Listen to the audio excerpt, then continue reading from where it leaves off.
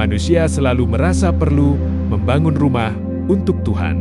Ia mendirikan bangunan yang megah, indah, dan sunyi, lalu menyebutnya tempat ibadah. Namun, ada pertanyaan yang lebih tua dari semua bangunan itu. Jika Yang Maha Kuasa menciptakan kehidupan, mengapa manusia justru mengabaikan ruang tempat kehidupan itu berlangsung? Dalam kebijaksanaan lama, rumah tidak selalu berarti dinding. Rumah adalah tempat kehidupan dijaga. Rumah adalah ruang tempat pengabdian dijalankan. Bukan hanya diucapkan, bumi adalah rumah besar. Tubuh manusia adalah rumah kecil. Keduanya hidup dari hukum yang sama, saling menjaga. Apa yang merusak satu akan melukai yang lain. Gunung menyimpan air, hutan menenun udara, sungai mengalirkan kehidupan, tanah menumbuhkan pangan.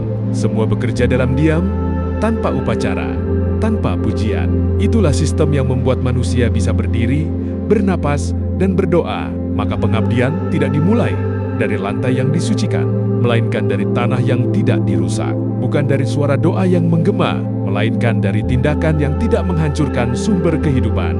Sebab merusak gunung, hutan, dan sungai sama saja dengan merobohkan rumah ibadah terbesar yang pernah ada. Manusia bisa membangun ribuan bangunan suci, tetapi tidak pernah mampu menciptakan satu gunung, satu hutan, atau satu sungai. Pengabdian sejati bukan hanya merendahkan diri di hadapan Yang Maha Kuasa, tetapi mengerjakan tugas sebagai bagian dari ciptaannya, menjaga keseimbangan kehidupan, bukan merasa memiliki bumi, melainkan menyadari diri dititipi. Karena hidup bukan hanya milik manusia, air, tanah, udara, tumbuhan, dan makhluk lain juga memiliki hak untuk tetap ada. Mereka tidak bersuara di mimbar, tetapi keberadaan mereka adalah syarat bagi kehidupan manusia sendiri. Dan mungkin di sanalah ibadah paling jujur berada.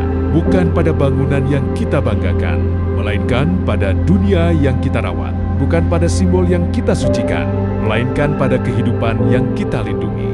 Sebab ketika rumah kehidupan runtuh, tak ada lagi ruang untuk bersujud. Tak ada air untuk bersuci. Tak ada udara untuk memanggil nama Tuhan. Dan saat itu, manusia baru akan mengerti bahwa rumah ibadah terbesar telah lama ia abaikan.